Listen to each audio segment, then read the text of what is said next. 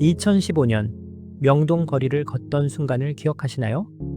그 시절 젊은이들의 발밑을 채운 건 나이키도 아디다스도 아닌 스베누라는 이름이었습니다. 스베누 신어봤어? 친구들 사이에서 이 질문은 하나의 트렌드였죠. 가격은 국내 브랜드 수준인데 디자인은 해외 명품 스니커즈처럼 세련됐으니까요. TV를 켜면 아이유가 스베누를 신고 걸어왔고 드라마 속 주인공들도 스베누를 신고 있었습니다. 심지어 맨체스터 유나이티드의 공식 스폰서였습니다. 그 유명한 영국 프리미어리그 구단의 선수들 발에 한국 브랜드가 올라간다는 게 믿기지 않았죠. 이거 진짜 한국 브랜드 맞아? 우리는 그렇게 물었고 그 물음 뒤에는 자랑스러움이 섞여 있었습니다. 창업 첫 해 매출 104억, 그 다음 해 500억, 20대 청년 CEO가 만든 신발 브랜드, BJ 출신 창업가가 이룬 성공 신화.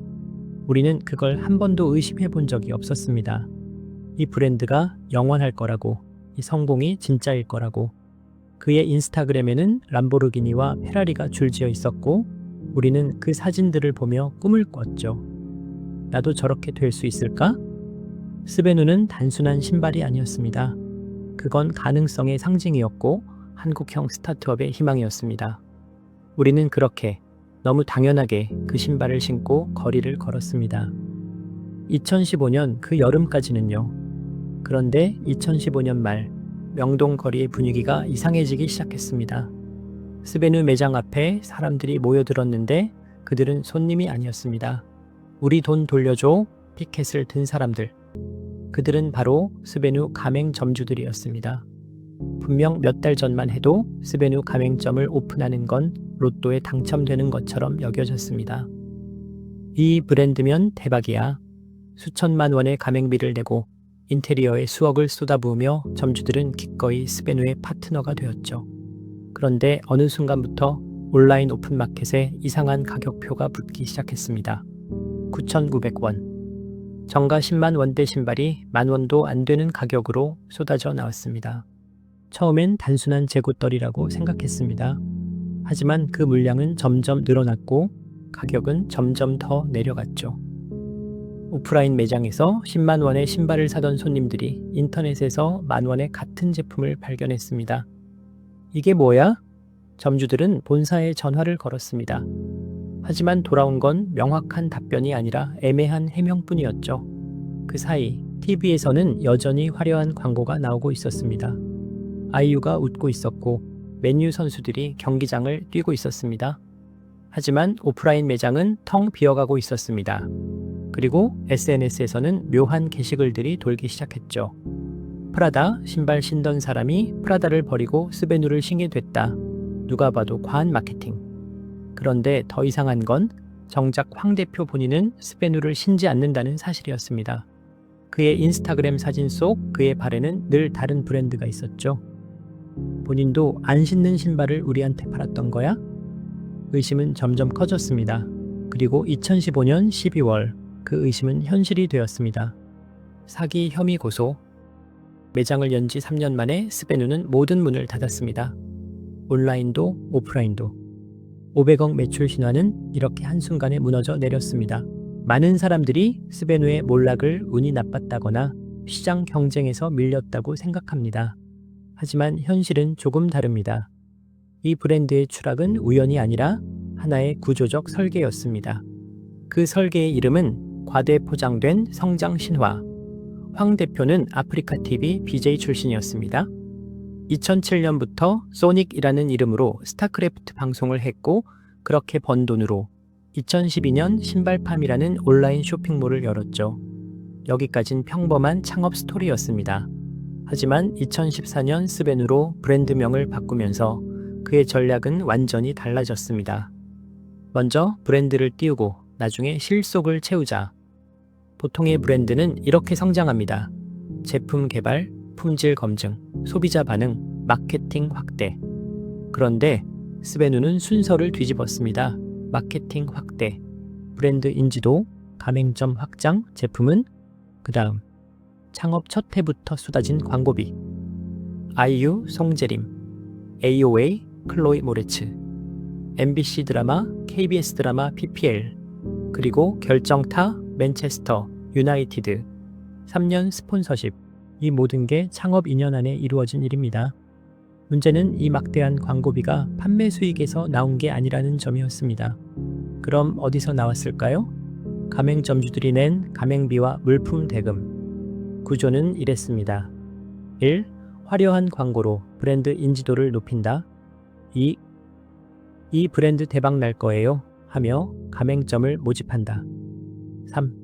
점주들이 수천만 원의 가맹비와 초도 물량 비용을 낸다. 다 그 돈으로 다시 광고를 한다. 5. 광고를 보고 또 새로운 점주가 들어온다. 매출 500억의 상당 부분은 소비자가 신발을 산 돈이 아니라 점주들이 신발을 떼어간 돈이었습니다. 실제 소비자 판매량과 본사가 공급한 물량 사이에는 거대한 간극이 있었죠. 그 간극을 메운 건 땡처리 시장이었습니다. 팔리지 않는 재고가 쌓이자 본사는 그 재고를 헐값에 오픈마켓에 풀었습니다. 9,500원짜리 스베누, 정가 10만 원대 신발이 10,000원도 안 되는 가격에 나온 이유는 품질이 떨어져서가 아니라 애초에 그 정도 가치밖에 안 되는 신발이었기 때문입니다. 광고비로 만들어진 브랜드 가치. 실제 제품 원가는 그보다 훨씬 낮았던 거죠. 그리고 그 피해는 고스란히 정가의 물건을 떼어간 점주들에게 돌아갔습니다. 10만 원에 팔아야 하는데 인터넷에는 10,000원이에요. 누가 우리 매장에서 사요? 101개의 매장, 3년. 이 숫자가 의미하는 건 빠른 성장이 아니라 무리한 확장이었습니다. 그 무리함의 끝에는 롤스로이스를 리스해서 타고 다니던 20대 CEO와 수억 원대 슈퍼카 컬렉션이 있었습니다. 람보르기니, 페라리, 벤틀리. 그 차들은 소비자의 만족에서 나온 게 아니라 점주들의 피눈물에서 나온 것이었습니다. 스베누는 신발 회사가 아니었습니다. 그건 광고 회사이자 가맹 사업이었습니다. 그리고 그 구조가 무너지는 데는 단 1년이면 충분했습니다. 문제는 황 대표가 이 구조가 영원할 거라고 착각했다는 데 있었습니다. 2015년 중반, 스베누는 정점에 있었습니다. 매출 500억, 101개 매장, 맨체스터 유나이티드 유니폼에 새겨진 로고. 그는 이렇게 생각했을지도 모릅니다. 이 정도면 이제 진짜 브랜드가 된 거 아닐까? 하지만 시장은 냉정했습니다. 첫 번째 균열은 소비자들의 각성에서 시작되었습니다. 온라인 커뮤니티에 한 게시글이 올라왔습니다. 스베누 9,900원에 샀는데 이게 10만 원짜리 맞아요? 댓글이 달렸습니다. 나도 정가 주고 샀는데 개빡치네. 이거 완전 사기 아님? 황 대표 인스타 보니까 본인은 다른 신발 신고 다님, 코우코이. SNS는 빠르게 확산되었고 소비자들은 더 이상 속지 않았습니다. 두 번째 균열은 점주들의 반란이었습니다.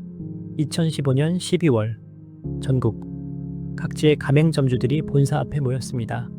물품 대금 돌려내. 우리 떼어간 물건 어떻게 팔아요? 그들은 더 이상 조용히 있지 않았습니다. 법적 고소를 시작했고 언론에 제보했으며 온라인의 피해 사례를 공유했죠. 그 목소리는 점점 커졌습니다. 세 번째 균열은 시장의 외면이었습니다. 화려한 광고는 여전히 나오고 있었지만 소비자들은 더 이상 반응하지 않았습니다. 스베누? 그거 사기 브랜드 아니야? 입소문은 광고보다 빨랐습니다. 한번 무너진 신뢰는 돌이킬 수 없었죠. 그 사이 시장은 완전히 다른 선택을 하고 있었습니다. 같은 시기 한국에는 다른 브랜드들이 등장하고 있었습니다. 스베누처럼 화려한 광고 대신 제품 자체로 승부하는 브랜드들. 그들은 천천히 하지만 확실하게 소비자의 신뢰를 쌓아가고 있었습니다. 광고는 적어도 품질은 좋네. 가격 거품이 없어서 좋다. 시장은 스베누에게 이렇게 말하고 있었습니다. 광고만으론 살아남을 수 없다. 하지만 황 대표는 변하지 않았습니다. 땡처리 사태가 터진 후에도 그는 여전히 슈퍼카를 SNS에 올렸고 화려한 파티 사진을 공유했습니다. 소비자들은 그 사진을 보며 분노했습니다. 우리 돈으로 저러고 있네. 그리고 2015년 12월 24일 크리스마스 이브 황 대표는 사기 혐의로 고소당했습니다. 101개 매장은 하나둘 문을 닫기 시작했고 온라인 쇼핑몰도 접속이 끊겼습니다. 맨체스터 유나이티드와의 계약도 파기되었죠. 창업 3년 만에 500억 매출 신화는 이렇게 끝이 났습니다. 무엇이 문제였을까요? 제품이 나빠서? 아니요, 제품은 나쁘지 않았습니다. 마케팅이 부족해서? 아니요, 오히려 마케팅은 과했습니다. 진짜 문제는 브랜드가 소비자가 아니라 CEO 자신을 위해 존재했다는 점입니다. 신발을 팔아서 소비자를 만족시키는 게 아니라 신발을 팔아서 슈퍼카를 사는 게 목표였던 거죠. 그리고 시장은 그 진실을 알아차렸습니다. 영원한 1위는 없습니다. 아니, 진짜 1위조차 아니었던 브랜드는 더더욱 살아남을 수 없었죠. 스베누가 사라진 그 자리에는 더 정직한 브랜드들이 들어섰습니다. 그리고 소비자들은 배웠습니다. 광고가 아니라 제품을 보자. 이것이 스베누가 시장에 남긴 마지막 교훈이었습니다. 지금 당신의 신발장을 한번 열어보세요. 거기엔 어떤 브랜드가 있나요? 그 신발을 고를 때 당신은 무엇을 보고 샀나요? 광고 속 연예인의 미소였나요? 아니면 신어본 사람들의 진짜 후기였나요? 스베누는 우리에게 하나의 질문을 남겼습니다. 브랜드란 무엇인가?